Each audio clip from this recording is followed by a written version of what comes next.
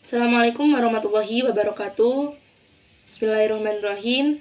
Sebelumnya perkenalkan, saya Ila Dewi Masito dari kelas Matematika dengan NIM 21410107017.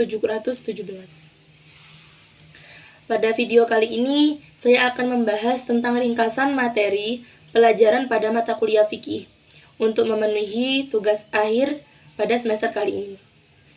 Langsung saja kita masuk ke pembahasan yang pertama, yaitu ada fikih pada masanya. Yang pertama yaitu ada fikih pada masa Nabi Muhammad SAW.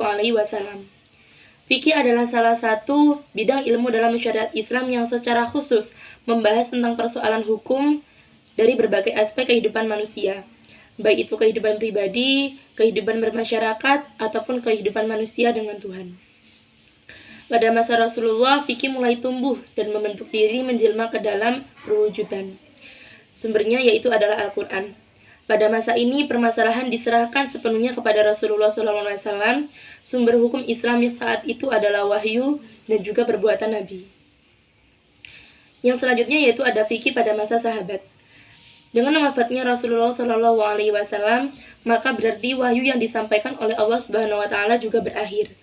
Kedudukan beliau kemudian digantikan oleh Khulafaur Rasyidin yang sudah kita kenal, yaitu ada Abu Bakar Asy-Syiddiq, Umar bin Khattab, Utsman bin Affan, dan juga Ali bin Abi Thalib. Kemudian sumber rujukan untuk pada masa ini yaitu adalah Al-Quran dan hadis Rasul. Kemudian ada fikih pada masa tadwin dan juga takrib. Fikih pada masa tadwin yaitu adalah munculnya fatwa-fatwa sahabat atau usaha-usaha pembukuan al-sunnah dan tabi'in dalam berbagai bidang, yakni tafsir, fikih, dan juga usul fikih. Pada masa Abbasiyah ini muncullah madzhab-madzhab fikih yang sangat berpengaruh dalam perkembangan hukum Islam, yaitu ada Imam Maliki, Imam Hambali, Imam Hanafi, dan juga Imam Syafi'i. Kemudian pada fikih pada masa taklid, yaitu adalah disebut juga dengan masa fuqaha, yaitu di mana mereka menulis kitab-kitab yang menjelaskan keistimewaan imam mereka masing-masing dan memberi fatwa pula bahwa orang yang bertaklid tidak boleh berpindah ke mazhab yang lain. Nah, kemudian ada fikih pada masa tokoh dan juga mazhabnya. Nah, pada masa ini muncul 4 mazhab yang sudah kita ketahui, yaitu ada mazhab Imam Hanafi, Imam Syafi'i, Imam Hambali, dan juga Imam Hanafi. Nah, kemudian ada fikih pada masa modern. Modernisasi itu diartikan sebagai faham yang bertujuan untuk memurnikan Islam dengan cara mengajak umat manusia untuk kembali kepada Al-Quran dan Sunnah dan mendorong kebebasan berpikir sepanjang tidak bertentangan dengan Al-Quran dan juga hadis.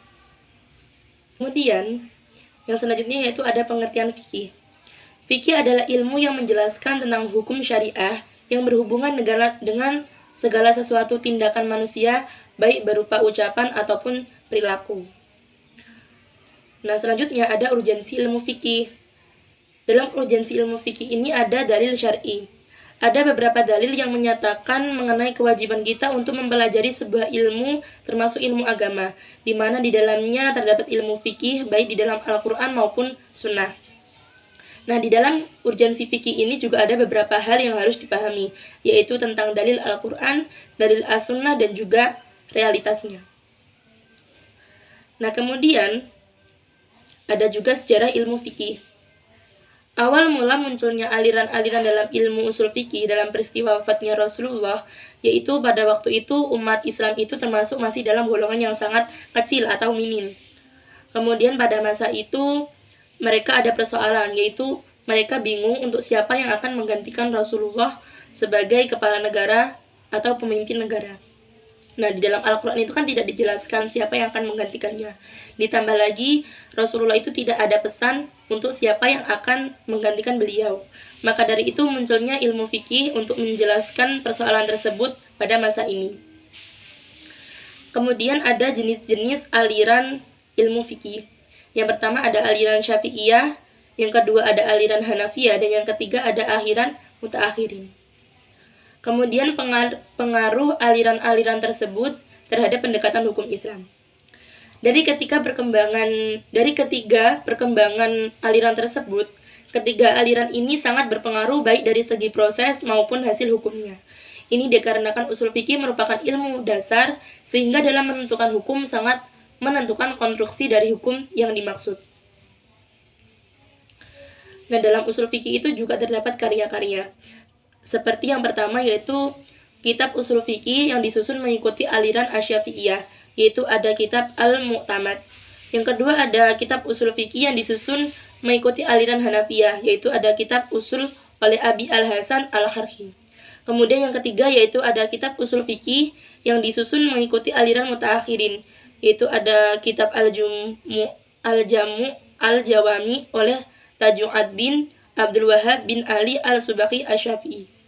Kemudian selanjutnya ada pengertian taklid.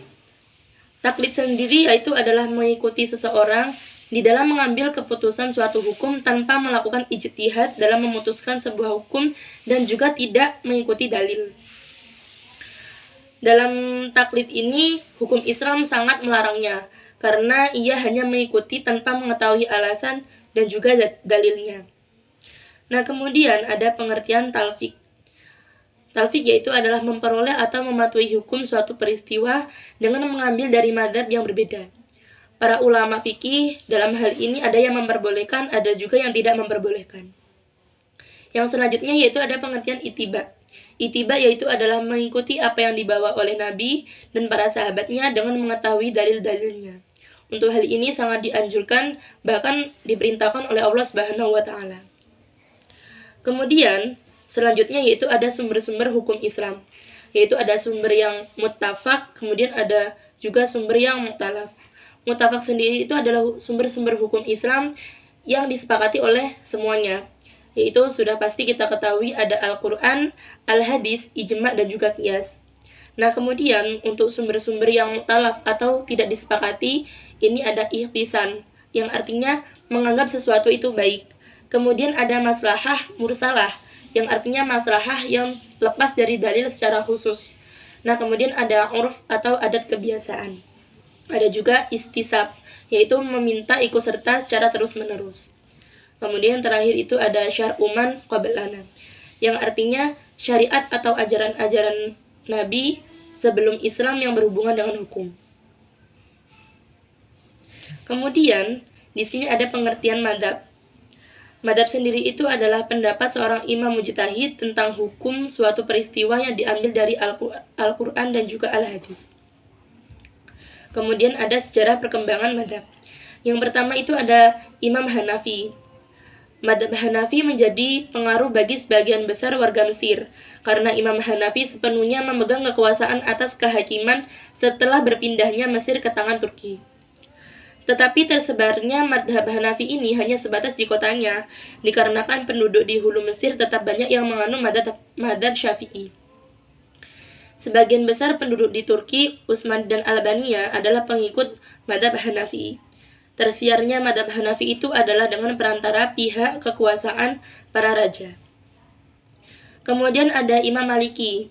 Imam Maliki sendiri itu memiliki kemahiran dalam bidang fikih, yaitu telah tersebar ke seluruh dunia dan ketenarannya menjadi terkenal di sebagian belahan bumi. Banyak orang yang datang kepada Imam Maliki dan mereka mengindahkan nasihatnya. Kemudian ada Imam Syafi'i. Dalam perkembangannya, madzhab Syafi'i telah tersebar ke berbagai negara muslim. Madzhab ini benar-benar konsisten dan tidak keluar sama sekali dari garis-garis besar ajaran Al-Quran, Sunnah Rasulullah, Ijma' dan juga Qiyas. Tersebarnya madzhab ini diawali dari Mesir. Kemudian yang terakhir itu ada Imam Hambali. Dia adalah seorang pemimpin umat Islam di seluruh dunia, juga seorang seniman untuk negara Irak dan ahli di bidang legenda Rasulullah. Juga seorang zuhud yang dewasa, penerang dunia dan juga suri tauladan bagi umat sunnah. Orang yang sabar dalam menghadapi cobaan dan orang yang soleh dan juga orang yang zuhud. Kemudian ada pengertian fikih dan juga syariah. Ilmu fikih adalah ilmu yang menguraikan atau menjelaskan tentang hukum-hukum dan dasar yang berasal dari Al-Quran, dan juga bersumber dari ketetapan-ketetapan umum yang terdapat dalam sunnah Nabi yang diabadikan dalam kitab-kitab dan juga hadis. Secara istilah, syariah itu memiliki arti sebagai tata aturan atau hukum-hukum yang disyariatkan oleh Allah kepada semua hambanya untuk diikuti. Kemudian adakah hubungan antara fikih dan juga syariah?